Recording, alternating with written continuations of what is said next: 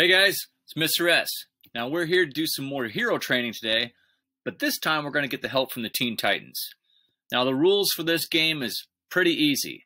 We've only got two rules, and rule one is anytime the Teen Titans move on the screen, you have to jog in place.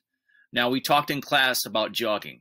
Jogging is somewhere in the middle of a walk and a run, somewhere right in the middle there, where you can maintain that same speed for a long duration of time. Okay, so anytime those Teen Titans move, you're going to be jogging.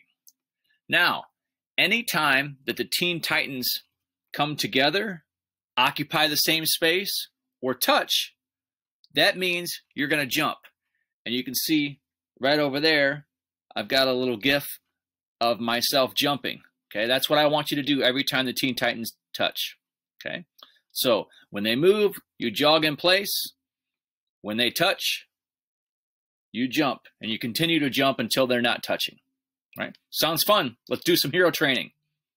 Let's play.